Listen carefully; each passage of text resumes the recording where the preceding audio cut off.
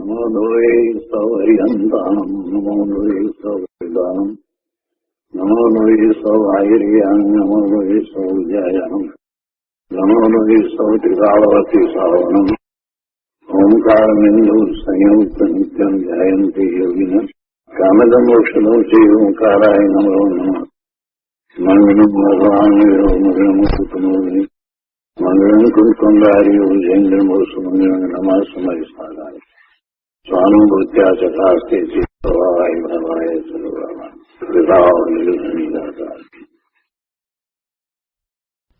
સમાધિ તંત્ર. આચાર્ય ભગવાન પૂજ્યપાદ સ્વામી રચિત સમાધિ તંત્ર તથા શ્રી પ્રભાચંદ્રજી રચિત સમાધિ તંત્રની ટીકા એનો સ્વાધ્યાય ચાલે છે. એમાં આપણે 47મા શ્લોક સુધી સ્વાધ્યાય પૂરો કર્યો છે. આજે 48મો શ્લોક લઈએ છીએ. 47મા શ્લોકમાં ગ્રહણ ત્યાગની વાત આવી. બહિરાત્માને બાહ્યમાં જ ગ્રહણ અને ત્યાગ વર્તે છે. વાસ્તવમાં એ પર પદાર્થોને ગ્રહી શકતો નથી કે એને ત્યાગી શકતો નથી, પણ એની માન્યતામાં એ પરને ગ્રહે છે અને પરને ત્યાગે છે એમ છે. અંતરાત્માને પરના લક્ષ્ય થતા સર્વ વિભાવ ભાવો, રાગ દ્વેષ આદિ ભાવોનો ત્યાગ છે અને સ્વભાવ ભાવનું ગ્રહણ છે. અને પરમાત્માને પોતે કૃત્ય થયા છે એટલે હવે કાંઈ ગ્રહણ પણ નથી અને કાંઈ ત્યાગ પણ નથી. આ ત્રણ વાત 47મા શ્લોકમાં આવી. હવે એ ગ્રહણ ત્યાગની વાત આવી અને એમાં પરમાત્માની વાત તો બરાબર સમજાઈ ગઈ કે કૃત્ય થયા છે, હવે એમને તો ગ્રહણ ત્યાગ નથી. પણ જે અંતરાત્માની વાત હતી કે જે સર્વ વિભાવ ભાવોને ત્યાગે છે, રાગ દ્વેષને ત્યાગે છે અને સ્વભાવ ભાવને ગ્રહણ કરે છે, તો એના સંબંધમાં વધારે વાત અહીંયા લીધી છે. કેમ કે બહિરાત્માની વાત પણ સમજાય કે એ ત્યાગ ગ્રહણ કરે છે એ તો એની મિથ્યા માન્યતા છે. કેમ કે બહારમાંથી ખરેખર એ કોઈ પદાર્થને ગ્રહી શકતો નથી કે ત્યાગી શકતો નથી. એ તો એની માન્યતામાં એમ છે એટલે એનો ઉપયોગ પણ બહારમાં ને બહારમાં જ રહે છે.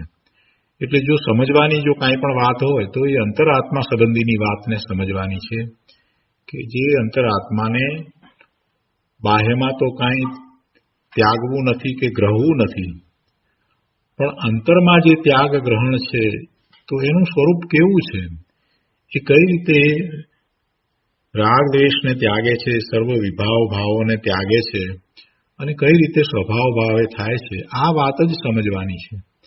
એટલે અહીંયા કહે છે કે અંતરમાં ત્યાગ ગ્રહણ કરનાર અંતરાત્મા કેવી રીતે કરે એ હવે કહે છે.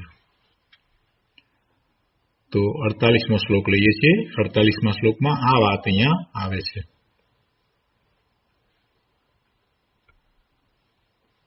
યુજ્જિત મનસા આત્મનમ વાક્કાયાભ્યામ વિયોજયેત મનસા વ્યવહારમ તુ તજેદ વાક્કાય યોજિતમ.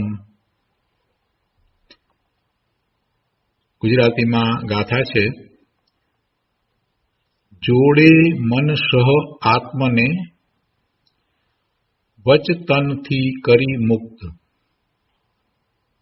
વચતનકૃત વ્યવહારને છોડે મનથી શુગ્ન. જોડે મન સહ આત્મને વચ તનથી કરી મુક્ત, એટલે વચન અને તનથી મુક્ત કરીને વચતનકૃત વ્યવહારને છોડે મનથી શુગ્ન. મનથી વચન અને કાયાના સર્વ વ્યવહારને શુગ્નજન છોડે છે. અને પહેલા એમ કહ્યું કે જોડે મન સહ આત્મને, એટલે આત્મા સાથે મનને અહીંયા શબ્દ જે મૂક્યો છે એટલે એમાં ભાવ મનની વાત સમજવાની છે.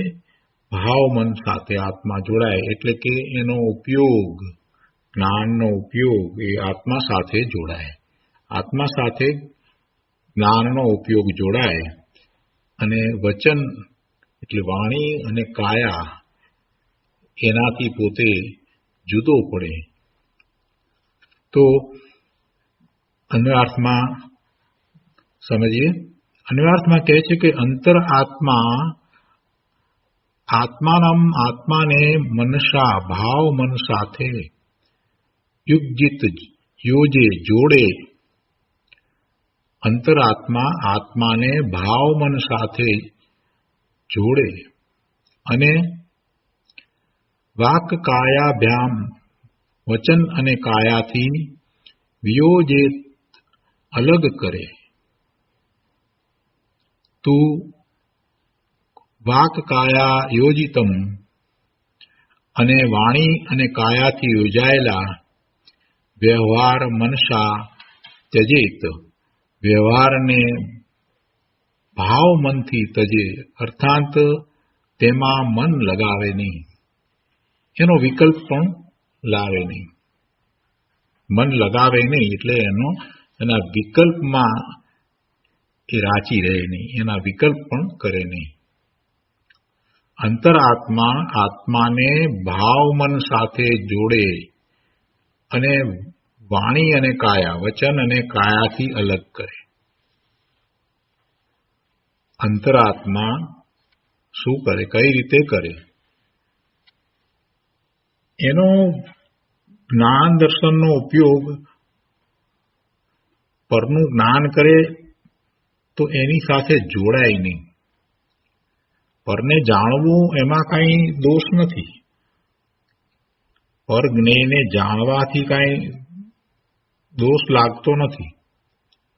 પેલા બહિરાત્માને તો પરનું જ્ઞાન કરતા એની સાથે જોડાઈ જાય છે, અને જોડાય છે એટલે એ રાગ દ્વેષના ભાવે થાય છે, અને રાગ દ્વેષના ભાવે થતા એને આશ્રવ અને બંધ થાય છે. અંતરાત્મા છે એ પણ પર જ્ઞેયને જાણે. તીર્થંકર ભગવાન, કેવડી ભગવાન પણ સર્વજ્ઞ છે તો જ્ઞેય માત્રને જાણે. જ્ઞેયને જાણે કેમ કે જ્ઞાનનો સ્વભાવ છે અને સર્વજ્ઞતા પ્રગટ થઈ છે, તો હવે જ્ઞેય માત્રને જાણે. પણ જાણવાથી શું? જાણવાથી કાંઈ દોષ આવતો નથી.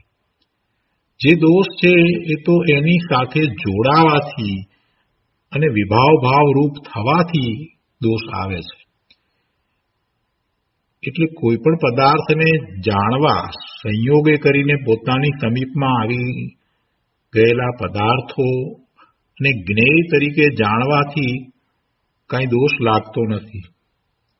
પણ એમાં પોતાપણાની બુદ્ધિ, શરીર પોતાને પ્રાપ્ત થયું છે તો પોતાપણાની બુદ્ધિ કે આ શરીર મારું, એ જ રીતે લક્ષ્મી ધન વગેરેના સંયોગો આવ્યા છે તો એમાં મારાપણાની બુદ્ધિ, એ મારા છે.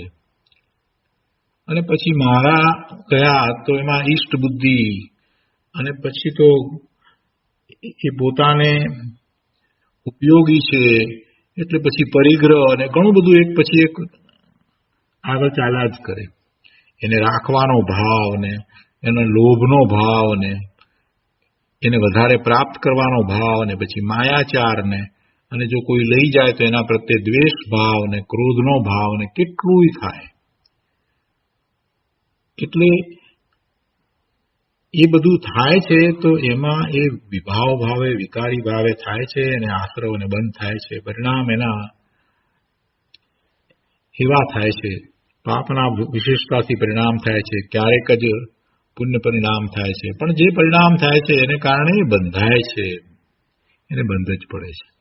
એટલે આપણે તો એ વાત કરતા હતા કે આ જ્ઞાનનો ઉપયોગ, એ જ્ઞાનનો ઉપયોગ જ્યારે એ બહિરાત્મા હતો ત્યારે તો એનો બહારમાં જ ફરતો હતો, અને એ ઉપયોગ જ્યાં જ્યાં જતો હતો એનું એ જ્ઞાન કરતો હતો અને સાથે એ એની સાથે જોડાઈ જતો હતો.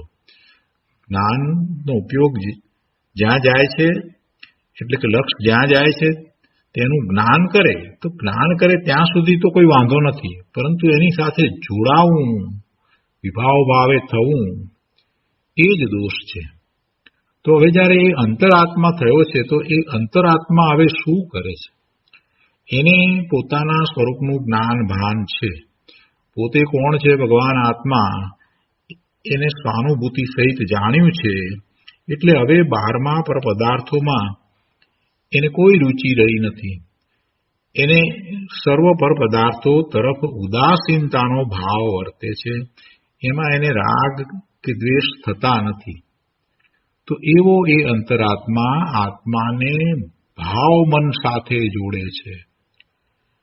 આત્મા અને પોતાના જ્ઞાનનો ઉપયોગ એ જોડાય એટલે જ્ઞાનના ઉપયોગ દ્વારા એ પોતાના સ્વરૂપને જાણે છે, સ્વરૂપને જાણવા વાળો થઈ જાય છે. એટલે એમ એ વાણી અને કાયાથી પોતાને જુદો કરી લે છે. શરીર અને વાણીથી પોતાને જુદો પાડે છે. શરૂઆતમાં વિકલ્પ સહિત છે અને પછી એ પોતાના સ્વરૂપ સાથે જોડાય છે. એનો ઉપયોગ એ તરફ જોડાય છે. એટલે કહે છે કે ભાવ મન સાથે આત્માને જોડે છે અને વચન અને કાયાથી અલગ કરે છે. અને વાણી અને કાયાથી યોજાયેલા વ્યવહારને જો વાણીથી અને કાયાથી, શરીરથી અને વાણીથી યોજાયેલ એનાથી થયેલ જે વ્યવહાર, એ વ્યવહારનું લક્ષ્ય પણ છોડી દે છે. એ વ્યવહાર તરફ મન લગાવતો નથી, એના વિકલ્પને પણ છોડે છે. કે છે કે વાણી અને કાયાથી યોજાયેલા વ્યવહારને ભાવ મનથી તજે, અર્થાંત તેમાં મન લગાવે નહીં. એટલે એમાં એના વિકલ્પમાં પણ એ જાય નહીં. ભાવ મનથી તજે છે એટલે કે પોતાનું ઉપયોગ સ્વરૂપ સાથે જોડાયો છે. તો હવે આ વાણી અને કાયાની પ્રવૃત્તિઓ, એ પ્રવૃત્તિઓ અને એની સાથે રહેલા વિકલ્પો, એ બધાને એ છોડે છે, એ છૂટી જાય છે. એ છૂટી જાય છે અને દ્રષ્ટિ સ્વરૂપ તરફ રાખે છે. બહારમાં આવે છે તો પણ દ્રષ્ટિ સ્વરૂપ તરફ રહે છે. એટલે હવે એ વાણી અને કાયાની પ્રવૃત્તિઓ જે કાંઈ થાય એમાં મન લગાવતો નથી. મન લગાવતો નથી એટલે કે એના વિકલ્પોમાં રાચી રહેતો નથી. પ્રવૃત્તિ તો થાય, એમાં જ્યાં સુધી પૂર્ણ દશા નથી થઈ ત્યાં સુધી કાયાની અને વાણીની પ્રવૃત્તિઓ તો થશે, પણ એમાં એ મન લગાવે નહીં. એટલે આ ગાથાની અંદર ઘણી બધી વાત એક સાથે કરી દીધી છે. ટીકામાં સમજાવે છે કે તે અંતરાત્મા આત્માને યોજે એટલે કે આત્માનો સંબંધ કરે છે. કોની સાથે? મન સાથે. મન સાથે એટલે અહીંયા કયા મનની વાત છે? ભાવ મનની વાત છે. પોતાનો જ્ઞાન ઉપયોગ અને આત્મા પોતાનું ત્રિકાળ શુદ્ધ સ્વરૂપ એ જ્યારે જોડાય એટલે કે એ એનું જ જ્ઞાન કરવા વાળો થાય છે. તો કે છે કે તે અંતરાત્મા આત્માને યોજે એટલે સંબંધ કરે. કોની સાથે? તો કે મન સાથે. એટલે કે માનસ જ્ઞાન, ભાવ મન સાથે. મન તે આત્મા છે એવો અભેદ રૂપ અધ્યવસાય માન્યતા કરે. અહીંયા મન એટલે ભાવ મનની વાત છે. ભાવ મન તે આત્મા એટલે પોતાના જ્ઞાનનો ઉપયોગ તે આત્મા. જ્ઞાનનો ઉપયોગ તે આત્મા. કેમ એમ? અનંત ગુણનો પિંડ પોતે ભગવાન આત્મા છે અને એમાં એનો જ્ઞાન ગુણ છે એ ઉપયોગાત્મક છે. તો એ ઉપયોગાત્મક જ્ઞાન ગુણને જ આત્મા કેમ કહ્યો? એમ કેમ માન્યતા કરે? પોતે આમ તો અનંત ગુણનો પિંડ ભગવાન આત્મા છે ને, તો એમાંથી એક જ્ઞાન ગુણ લઈએ અને સાથે દર્શન ગુણ પણ લઈએ તો પણ એક કે જેના ઉપયોગ છે. જ્ઞાન અને દર્શન જે છે તે બંને ઉપયોગાત્મક છે. તો એ ઉપયોગાત્મક જ્ઞાન, એ ભાવ મન જે આત્મા સાથે જોડાય છે એ જ આત્મા છે. એ આત્મા એમ કેમ લીધું? કેમ કે એને વિકલ્પમાં જવું નથી. એને પોતે ગુણ ગુણીના ભેદરૂપ વિકલ્પમાં એને જવું નથી. એટલે પોતે જ્ઞાન સ્વરૂપ ભગવાન આત્મા છે એમ કરી અને પોતે આત્મા સાથે જોડાય છે. જ્ઞાન ઉપયોગ જે છે એ જ એને પોતાને ખ્યાલમાં આવે છે. જ્ઞાન ઉપયોગ, એનો જ્ઞાન દર્શનનો ઉપયોગ એ જ પોતે છે. એ જ પોતે છે અને એ જ એના દ્વારા પોતે પોતાના શુદ્ધ સ્વરૂપ સાથે જોડાય છે. એટલે કહે છે કે મન તે આત્મા છે. એટલે ભાવ મનની વાત છે અહીંયા. એવો અભેદ અધ્યવસાય માન્યતા કરે એવો એનો અર્થ છે. અને વાણી તથા કાયાથી આત્માને વિયુક્ત કરે, પૃથક કરે, જુદો પાડે. જે જ્ઞાન દર્શનના ઉપયોગ છે એ ઉપયોગ એ જ પોતે છે. શાંતિથી એ સવિકલ્પ દશામાં જ્યારે પુરુષાર્થ ઉપાડે સ્વરૂપ તરફ વળવાનો, ત્યારે બીજું શું છે? પોતે કોણ છે? તો પોતે જ્ઞાન સ્વરૂપ છે. તો જ્ઞાન સ્વરૂપ છે તો કઈ રીતે જ્ઞાન સ્વરૂપ છે? વર્તમાનમાં શું છે? તો કે એનો ઉપયોગ છે, જ્ઞાનનો ઉપયોગ છે. એ જ્ઞાનના ઉપયોગને જ એ હું કહે છે. જ્ઞાનના ઉપયોગને જ કે ખરેખર હું કહે છે. હું કહેતા એના ખ્યાલમાં તો એ જ્ઞાન દર્શનનો ઉપયોગ જ આવે છે, બીજું કાંઈ આવતું નથી. અને હું આત્મા સાથે જોડાઉં છું, હું ધ્રુવ તરફ ઢળું છું, તો એ જ્ઞાન દર્શનનો ઉપયોગ એ પોતાના ધ્રુવ સ્વરૂપનો સ્વીકાર કરી અને એની સાથે જોડાય છે. એટલે એ હું જે કહીએ એ પોતમાં ખરેખર તો એનો જ્ઞાનનો ઉપયોગ છે. જ્યારે હવે એ ઉપયોગ આત્મા સાથે જોડાયો છે એટલે એ આત્માને આ વાણી તથા કાયારૂપ નથી એમ ભિન્ન પાડી દે છે. એ ઉપયોગ આત્મા વાણી રૂપે કે કાયા રૂપે નથી, વાણી સાથે કે કાયા સાથે જોડાયેલો નથી, એમ એ ઉપયોગ આત્માને એનાથી પૃથક કરે છે. અર્થાત વાણી અને કાયામાં આત્માનો અભેદરૂપ અધ્યવસાય કરે નહીં એવો એનો અર્થ છે. વાણી અને કાયામાં આત્માનો અભેદરૂપ અધ્યવસાય કરે નહીં. વાણી અને કાયામાં આત્માનો અભેદરૂપ અધ્યવસાય કરે નહીં. આત્મા અને વાણી અને કાયા એ અભેદ છે એવો વિકલ્પ ન હોય, એવી માન્યતા ન હોય, એટલે એવો અધ્યવસાય કરે નહીં. અને તેમ કરનાર વાક કાયોજિત અર્થાત વાણી કાયા દ્વારા યોજિત, યોજિત એટલે સંપાદિત, પ્રતિપાદ્ય અથવા તો પ્રતિપાદક ભાવરૂપ વ્યવહાર.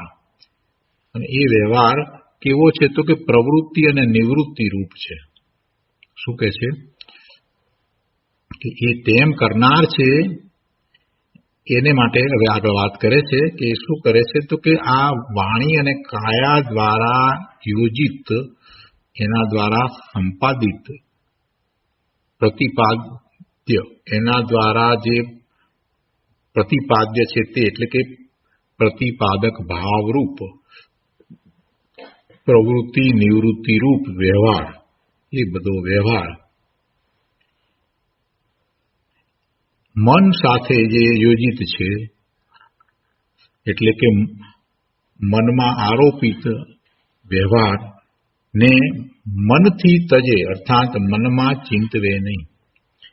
જો અહીંયા ટીકાની અંદર સવિકલ્પની વાત પણ સાથે લીધી છે. મનથી તજે એ બધો વ્યવહાર જે એને મનથી તજે ને મનમાં ચિંતવે નહીં, મનમાં ચિંતવે નહીં એટલે અહીંયા એ વાત પણ સાથે આવી જાય છે. એને વિકલ્પ પણ એના કરે નહીં.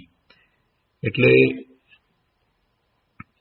આખો પુરુષાર્થ બતાવવો છે ને, તો નિર્વિકલ્પ દશા અને સવિકલ્પ દશા બંનેનો પુરુષાર્થ એનો કઈ રીતે હોય એની વાત અહીંયા કરવી છે. એટલે આ બંને વાત લીધી. મૂળ ગાથાની અંદર જે વાત લીધી છે એમાં તો ભાવ મનની જ વાત લીધી છે. એમાં તો એમ જ વાત લીધી છે કે વાણી અને કાયાથી યોજેલા વ્યવહારને ભાવ મનથી તજે, અર્થાત તેમાં મન લગાવે નહીં. એટલે અર્થાત તેમાં મન લગાવે નહીં એટલી જે વાત લીધી છે એના ઉપરથી અહીંયા ટીકાની અંદર એ વિસ્તાર કર્યો છે. એ રીતે શું વિસ્તાર કર્યો છે કે એ પછી એના વિકલ્પ પણ કરે નહીં, મનમાં ચિંતવે નહીં. એટલે એ મનમાં ચિંતવે નહીં એટલે વિકલ્પમાં પણ જાય નહીં. અને અહીંયા અધ્યવસાન શબ્દ મૂક્યો છે એટલે એ દ્વારા એની સવિકલ્પ દશા પણ અહીંયા દર્શાવી દીધી છે. તો શું કહે છે અહીંયા કે વાણી અને કાયા દ્વારા સંપાદિત, એના દ્વારા આયોજિત, એના દ્વારા જે કંઈ થાય છે તે પ્રવૃત્તિ નિવૃત્તિ રૂપ આખો વ્યવહાર જે એનાથી થાય અથવા તો એના દ્વારા આપણને પકડાય, સમજાય, રચાય, એટલે એ પ્રતિપાદ્ય એ થયું. જે વાણીથી જે કાંઈ થયું તે વાણીની પ્રવૃત્તિથી થયું તે, અથવા તો વાણીના બંધ થવાથી જે કાંઈ થયું તે, અથવા તો કાયાની પ્રવૃત્તિથી જે કાંઈ થયું તે, અથવા કાયાની નિવૃત્તિથી જે થયું તે, એટલે એ બધું જે થયું છે તે એનાથી પ્રતિપાદિત રૂપ જે પ્રવૃત્તિ નિવૃત્તિ રૂપ વ્યવહાર, એ વ્યવહારને મન સાથે અર્થાત મનમાં આરોપિત વ્યવહારને જો એને મન સાથે જોડે નહીં એમ અહીંયા કહેવું છે ને. એટલે મન અહીંયા મન સાથે જોડે નહીં એટલે કે એને વિકલ્પમાં પણ લાવે નહીં.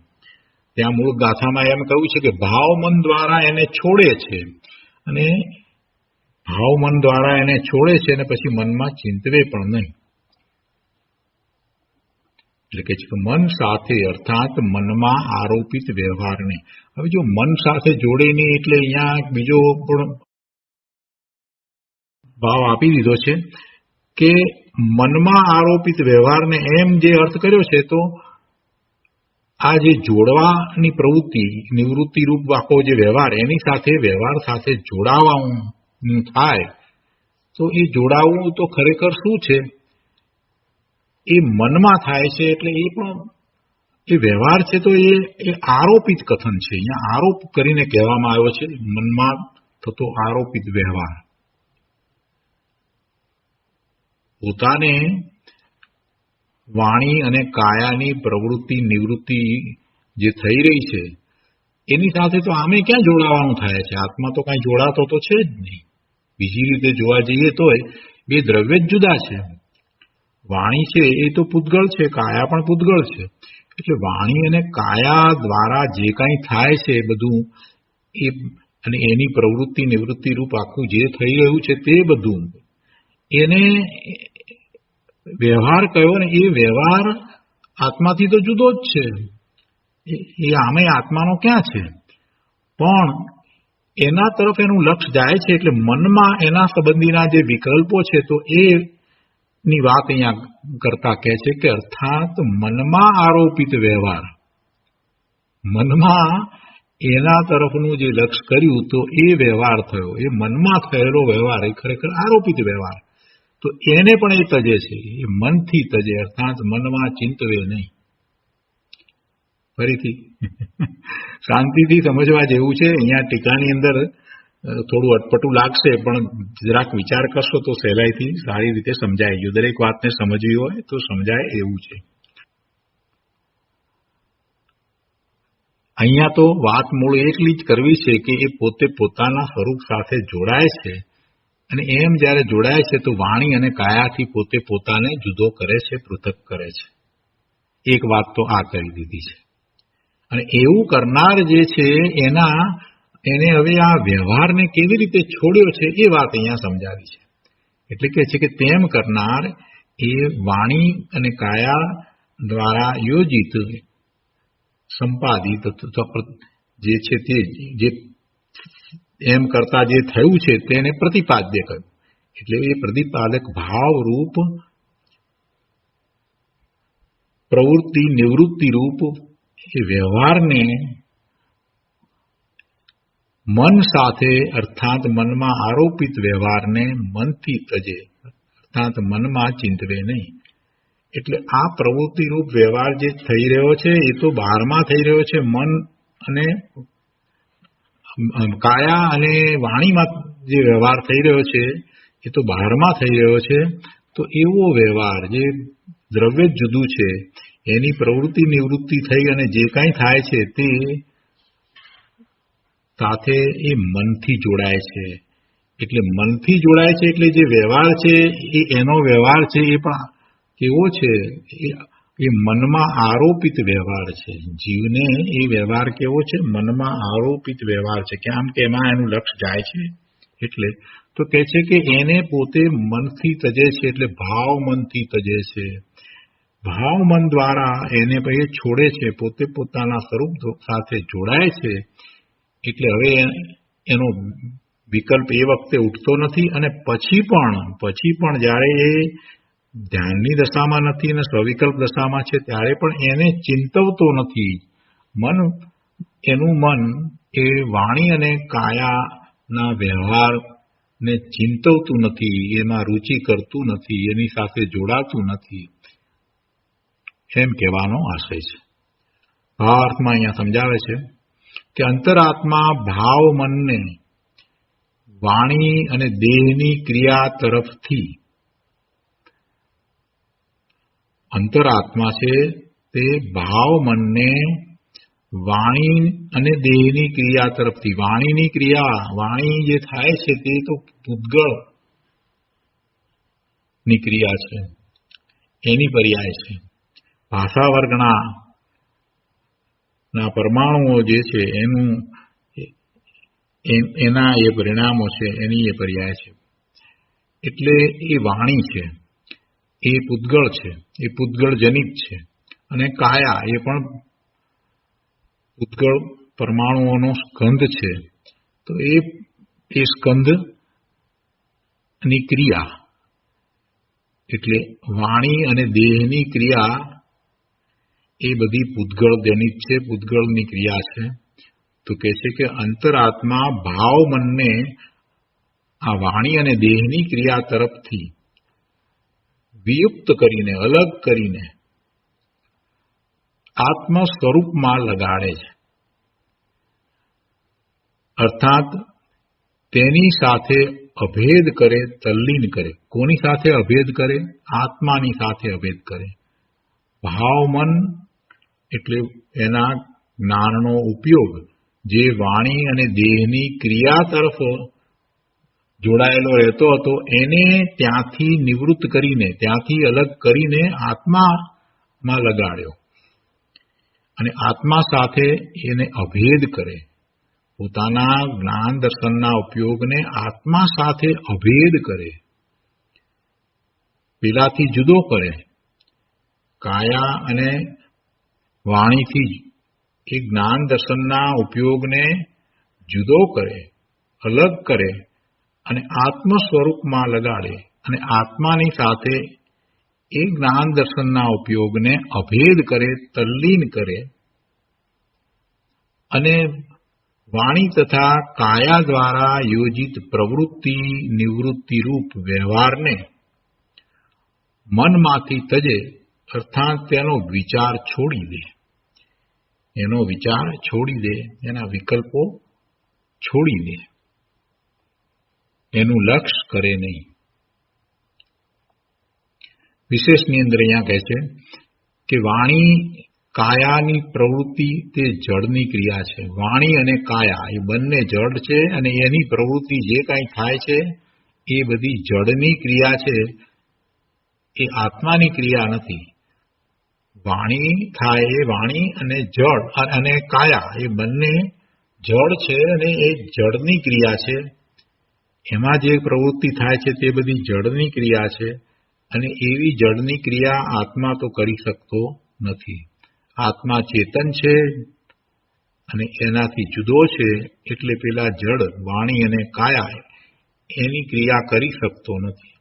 હજી આ વાત બેસવી બધાને બહુ અઘરી. શરીરની જે કાંઈ ક્રિયા થાય એમાં એમ જ છે કે આત્મા એ કરે છે, આત્મા શરીર પાસે કરાવે છે. આવી ઊંધી માન્યતા અનાદિની ચાલી આવે છે. આ અગૃહિત મિથ્યાત્વ છે. આવું અગૃહિત મિથ્યાત્વ અનાદિનું ચાલ્યું આવે છે. જીવ જ્યારથી છે ત્યારથી એને આ અગૃહિત મિથ્યાત્વ ચાલ્યું આવે છે કે શરીર કાયા એના કાર્યો એ ઈચ્છે ધારે તેમ શરીર પાસે કરાવે છે, અને જે કંઈ શરીરની ક્રિયા થાય છે એ બધી જીવની ક્રિયા છે, આત્માની ક્રિયા છે. એટલે આ ઊંધી માન્યતા તો અનાદિની ચાલી આવે છે. અને એની સાથે જે વાણી છે એ વાણીની પણ એમ જ માન્યતા છે કે વાણી આત્મા કરે છે, વાણી આત્મા કરે છે. પણ એમ નથી. વાણી આત્મા કરી શકતો નથી. આત્માને વાણી હોય નહીં. આત્માને વાણી હોઈ શકે નહીં. એટલે વાણી અને કાયા એની પ્રવૃત્તિ એ જડની ક્રિયા છે અને આત્મા તે કરી શકતો નથી. હવે જેને એ કરી શકતો નથી છતાંય એને એ કરી શકે છે એવી ઊંધી માન્યતા અનાદિની પકડાઈ ગઈ છે, તો એ માન્યતાને કેવી રીતે છોડે છે? અંતરાત્મા કઈ રીતે આ વાણી અને કાયાની પ્રવૃત્તિ જે જડની ક્રિયા છે એનાથી જુદો પડે છે? એનાથી કઈ રીતે એ જુદો પડે છે અને સ્વરૂપ સાથે જોડાય છે, એ વાત અહીંયા તો સમજાવવી છે. એ છે કે વાણી કાયાની પ્રવૃત્તિ તે જડની ક્રિયા છે, આત્મા તે કરી શકતો નથી. અંતરાત્માને ભેદ જ્ઞાન છે. અંતરાત્માને ભેદ જ્ઞાન છે. પોતે કોણ છે પોતાનું સ્વરૂપ અનુભવમાં આવ્યું છે, એટલે બીજા બધાથી પોતે જુદો ભિન્ન છે. તો બીજા બધામાં આ વાણી અને કાયાથી પણ પોતે જુદો છે, ભિન્ન છે, એ વાત આવી ગઈ. એટલે કહે છે કે અંતરાત્માને ભેદ જ્ઞાન છે. તેથી તે પોતાના ઉપયોગને, પોતાના જ્ઞાન દર્શનના ઉપયોગને વાણી અને કાયાની ક્રિયા તરફથી હટાવીને પોતાના આત્મ સ્વરૂપમાં રોકે છે. ઉપયોગ કાયાની જે ક્રિયા થતી હતી એ તરફ રહેતો હતો, વાણીની જે ક્રિયા થતી હતી એ તરફ ઉપયોગ રહેતો હતો. હવે આ ઉપયોગ વાણી અને કાયાની ક્રિયા તરફથી હટીને આત્મામાં ગયો, આત્મ સ્વરૂપમાં રોકાયો. એટલે એ ઉપયોગને શુદ્ધ ઉપયોગ કહીએ છીએ. હવે એનો ઉપયોગ છે તે શુદ્ધ ઉપયોગ થયો. તો અંતરાત્મા આ રીતે પોતે પોતાના ઉપયોગને સ્વરૂપ તરફ વાળે છે. એનો ઉપયોગ શુદ્ધ ઉપયોગ છે. અને હવે એ ઉપયોગ આત્મા સાથે જોડાયો છે, તો હવે એ આત્માને પોતાના સ્વરૂપને જ્ઞેય બનાવીને એનું જ જ્ઞાન કરવા વાળો થાય છે. અને હવે જે દશા થઈ, હવે જે પર્યાય થાય છે, હવે જે પરિણામ થાય છે, એ પરિણામ નિર્મળ પરિણામ છે, એ વિતરાગી પરિણામ છે. અંતરાત્મા આ રીતે ભેદ જ્ઞાન દ્વારા સ્વરૂપમાં જઈને, સ્વરૂપ તરફ વળીને, સ્વરૂપમાં એકાગ્રતા કરીને વિતરાગી પરિણામ કરે છે. અને આમ કરે છે ત્યારે એને વાણી અને કાયાની ક્રિયાઓ તરફથી ઉપયોગ ખસીને સ્વરૂપ તરફ વળેલો છે. વાણી અને કાયાની ગુપ્તી થાય છે. વાણી તરફનું લક્ષ રહેતું નથી, કાયા તરફનું પણ લક્ષ રહેતું નથી. આ જ ગુપ્તી છે. અને પેલું જે વિકલ્પ કરતું મન, એ મન પણ શાંત પડી જાય છે, કેમ કે એનો ઉપયોગ આત્મા તરફ વળે છે. એટલે એ રીતે વાણી, કાયા અને મનની ગુપ્તી થાય છે.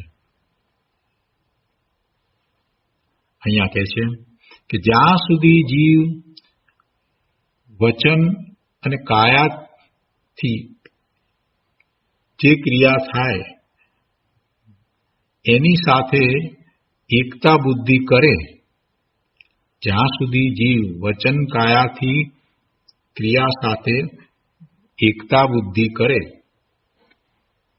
એટલે વાણી અને કાયાની જે ક્રિયા થાય એની સાથે એકત્વ બુદ્ધિ કરે, તેને આત્માની ક્રિયા સમજે કે આ આત્માની ક્રિયા છે, આ મારી ક્રિયા છે, ત્યાં સુધી તેનો ઉપયોગ ત્યાંથી છૂટી અને સ્વસન્મુખ વળે નહીં.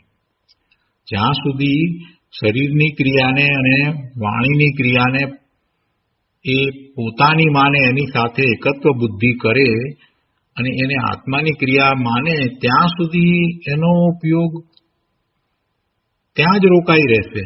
ત્યાંથી એ ઉપયોગ સ્વ તરફ વળે નહીં. એટલે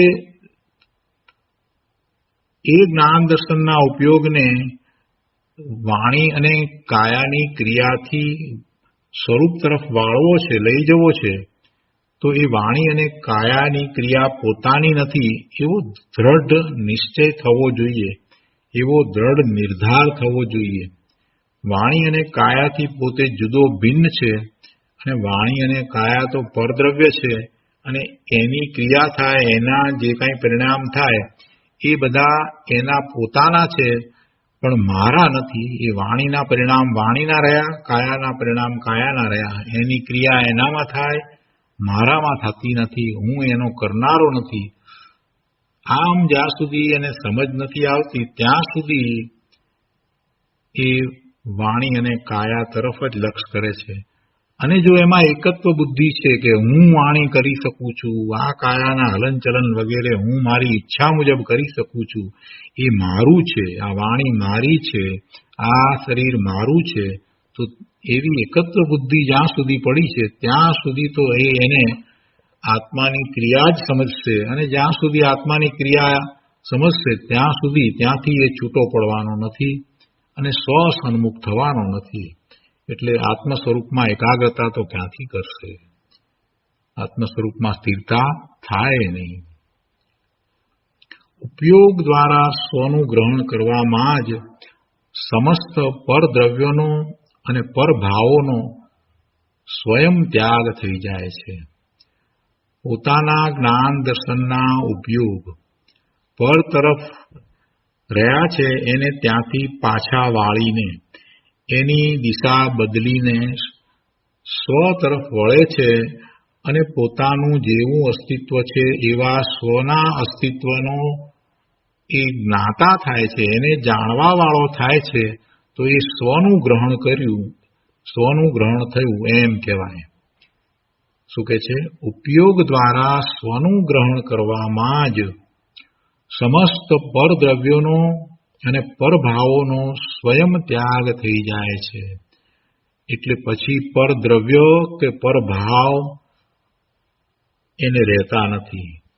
પરદ્રવ્યો તો આમે એના હતા નહીં, એનાથી જુદા જ હતા, પણ એને માન્યતામાં લીધા હતા કે પોતાના છે. અને એના લક્ષ્ય થતા, પરદ્રવ્યોના લક્ષ્ય થતા જે કંઈ ભાવ, એ ભાવ છે તો પોતાના, છતાંય એ ભાવ વિભાવ ભાવ છે, એ શુભાશુભ ભાવ છે. એટલે એ પરના લક્ષ્ય થતા બધા ભાવને પરભાવ કહી દીધા. એટલે કહે છે કે એવા પરદ્રવ્યોનો અને પરભાવોનો આપોઆપ ત્યાગ થઈ જાય, સ્વયં ત્યાગ થઈ જાય. ક્યારે ત્યાગ થઈ જાય? કે જ્યારે એનો ઉપયોગ સ્વને ગ્રહે છે ત્યારે, એના જ્ઞાન દર્શનના ઉપયોગ સ્વનું ગ્રહણ કરે છે ત્યારે. આગળ કહે છે, નીચલી ભૂમિકામાં જ્ઞાનીનો ઉપયોગ કદાચિત અસ્થિરતાને લીધે વાણી અને કાયાની ક્રિયા દ્વારા પર સાથેના વ્યવહારમાં જોડાય છે. નીચલી ભૂમિકા એટલે ચોથા ગુણસ્થાનની ભૂમિકા હોય, પાંચમાની હોય કે છઠ્ઠાની હોય. મુખ્યતાથી તો ચોથા પાંચમાની હોય. તો કહે છે કે નીચલી ભૂમિકામાં જ્ઞાનીનો ઉપયોગ કદાચિત અસ્થિરતાને લીધે વાણીની ક્રિયા કાયાની ક્રિયા દ્વારા પર સાથેના વ્યવહારમાં જોડાય છે, પણ તેમાં તેને કર્તૃત્વ બુદ્ધિનો અભાવ છે. કેમ કે જ્ઞાની છે ને, સમ્યક દ્રષ્ટિ છે ને, એટલે એને કાયાની જે કંઈ ક્રિયા થતી હોય એમાં કર્તૃત્વ બુદ્ધિ નથી. પોતે કરે છે એવી બુદ્ધિ નથી. વાણીના કારણે નીકળે છે એ પોતાને કારણે નથી. વાણી નીકળે છે તો પણ વાણીના કારણે છે, પોતાને કારણે નથી.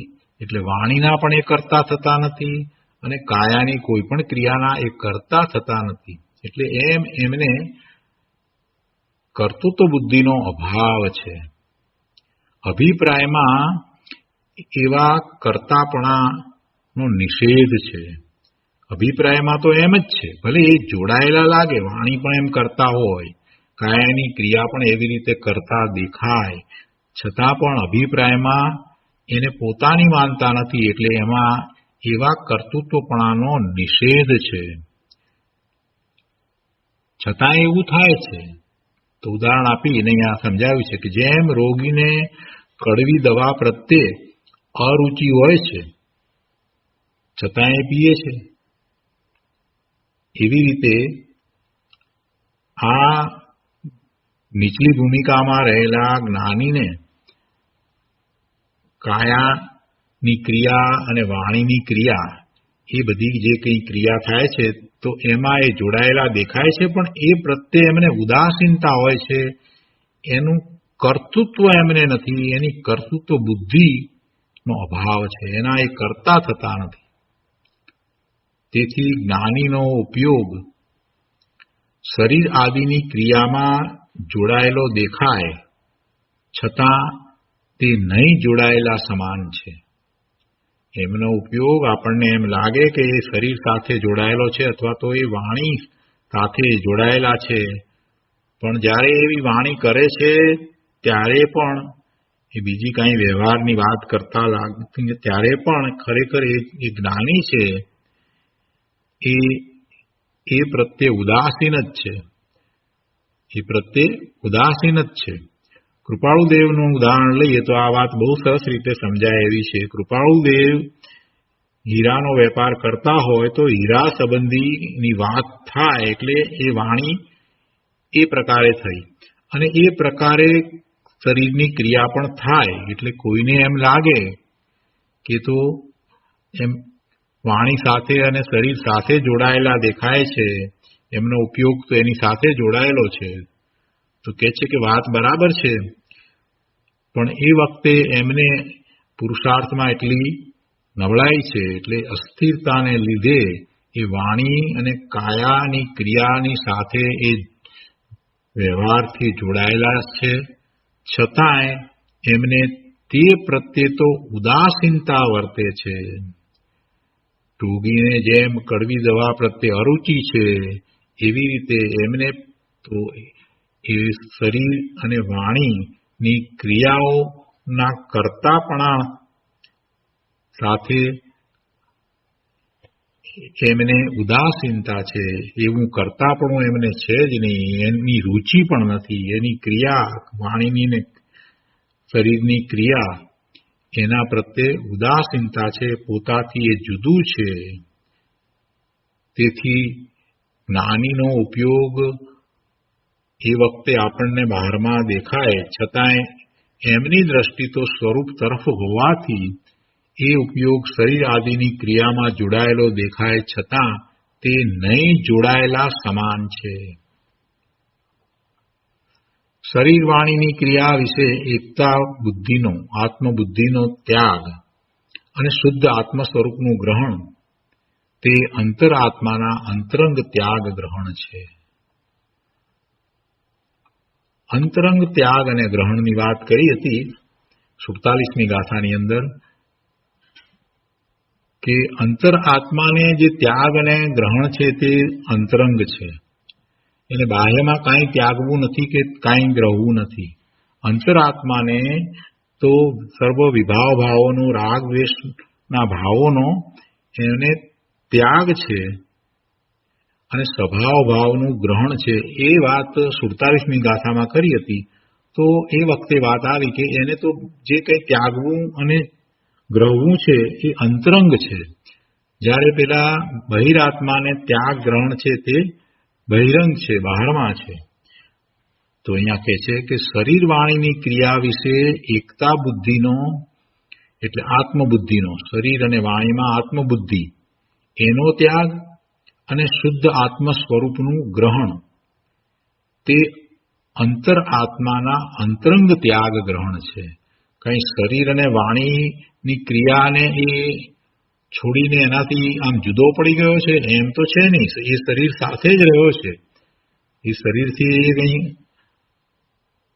અંતરાત્મા જુદો તો પડી નથી ગયો, પણ અંતરમાં જુદો પડી ગયો છે. અંતરંગ એનો ત્યાગ વર્તે છે. શરીર સાથે જ રહ્યો છે, હજી તો નીચલી ભૂમિકામાં છે, પણ કેવળ જ્ઞાન થાય છે તો પણ જ્યાં સુધી આયુષ્ય છે ત્યાં સુધી એ 4 અઘાતી કર્મો રહ્યા છે બાકી, તો શરીર સાથે જ રહેવાનું થાય છે.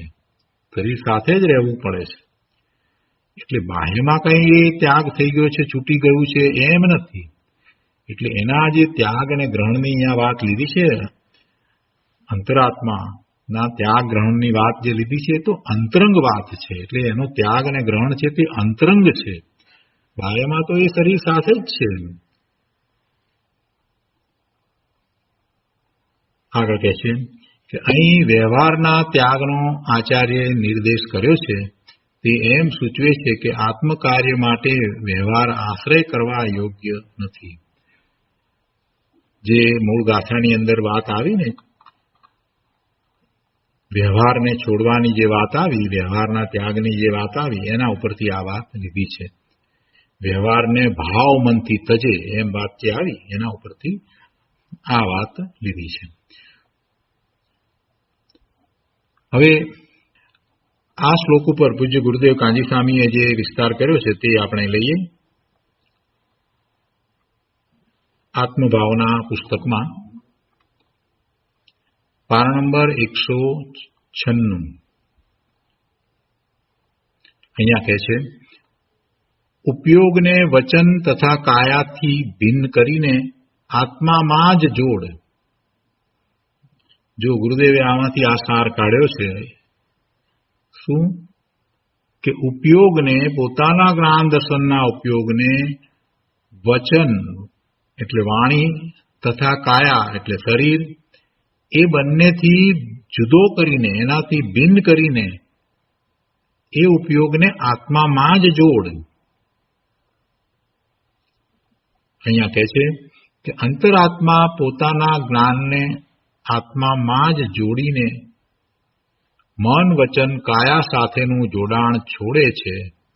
જો અહીંયા ગુરુદેવે મન વચન કાયા એમ 3 લીધા, વાણી અને કાયા બેને બદલે 3 લીધા. કેમ કે જે વચન અને કાયાની વાત કરી છે તો એની સાથે આ વાત ગર્ભિતપણે આવી જાય છે. એટલે અહીંયા મન એટલે દ્રવ્યમાન જળ મનની વાત લીધી છે. જે વિકલ્પમાં રહેલું છે એ મનની વાત લીધી છે. તો એનો જે વ્યાપાર છે, એની પ્રવૃત્તિ જે છે એ તરફથી પોતાના ઉપયોગને સ્વરૂપ તરફ લઈ જાય છે. જે મન વચન કાયા સાથે જે ઉપયોગ રહ્યો છે એ ઉપયોગને ત્યાંથી પલટાવીને સ્વરૂપ તરફ વાળે છે. એટલે કહે છે કે અંતરાત્મા પોતાના જ્ઞાનને આત્મામાં જ જોડીને, જ્ઞાનને એટલે કે જ્ઞાનના ઉપયોગને, ભાવ મનની વાત છે, અંતરાત્મા પોતાના જ્ઞાનને આત્મામાં જ જોડીને મન વચન કાયા સાથેનું જોડાણ છોડે છે. એ રીતે ધર્મીને આત્મા સિવાય ક્યાંય ગ્રહણ બુદ્ધિ હોતી નથી ને અસ્થિરતાથી જે મન વચન કાયા તરફ જોડાણ થાય તેને પણ છોડીને ચૈતન્યમાં જ એકાગ્રતા કરવા માંગે છે. એ વાત અહીંયા 48મા શ્લોકમાં બતાવી છે. તો શ્લોકનો વિસ્તાર કરતા ગુરુદેવ સમજાવે છે કે ધર્મી અંતરાત્મા પોતાના મનને એટલે કે જ્ઞાનના ઉપયોગને, અહીંયા ભાવ મન લેવાનું છે, મનને એટલે ભાવ મનને એટલે કે જ્ઞાનના ઉપયોગને આત્મા સાથે જોડે છે અને વચન અને કાયાથી ભિન્ન કરે છે. વચન કાયાની ક્રિયાઓ સાથેના મનના જોડાણને તે છોડે છે અને ચિદાનંદ સ્વભાવમાં જ જ્ઞાનને એકાગ્ર કરીને તેનું ગ્રહણ કરે છે. પોતાના જ્ઞાન આનંદ સ્વભાવમાં જ જ્ઞાનને એકાગ્ર કરે છે એટલે કે પોતાના જ્ઞાનના ઉપયોગને ત્યાં જોડે છે, એમ સ્વભાવમાં એકાગ્રતા કરે છે અને એનું ગ્રહણ કરે છે. આમ પરદ્રવ્યને છોડવાની વાત નથી, પણ પરદ્રવ્ય તરફનો ઉપયોગ છોડે છે અને આત્મામાં ઉપયોગ જોડે છે. પરદ્રવ્ય તો છૂટા જ છે, તો બહારમાં જ રહ્યા છે. પરદ્રવ્ય આત્માએ ક્યારેય ગ્રહ્યા નથી. પરદ્રવ્ય એનાથી જુદા જ રહ્યા છે. એને માન્યતામાં પરદ્રવ્યો ગ્રહ્યા છે. માન્યતામાં પરદ્રવ્યો ગ્રહીને બેઠો છે. બાકી ખરેખર વાસ્તવમાં તો એ પરદ્રવ્યને સ્પર્શી પણ શકતો નથી. એટલે પરદ્રવ્યને છોડવાની વાત નથી, પણ પરદ્રવ્ય તરફનો ઉપયોગ એ પલટી જાય છે. એટલે પરદ્રવ્ય તરફના ઉપયોગને પલટાવીને આત્મામાં ઉપયોગને જોડવાની વાત છે. પરથી ભિન્નતા જાણ્યા વગર પરથી ઉપયોગ છૂટે નહીં.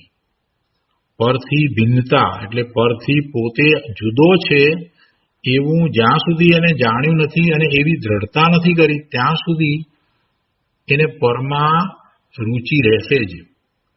પરથી પોતે જુદો છે અને પરથી પોતાને લાભ કે નુકસાન નથી એવી દ્રઢતા ન થાય ત્યાં સુધી પર પ્રત્યે એને રુચિ રહેશે, રાગ દ્વેષ થશે જ. એટલે કહે છે કે પરથી ભિન્નતા જાણ્યા વગર પરથી ઉપયોગ છૂટે નહીં, ત્યાં ને ત્યાં જ ઉપયોગ રહેશે.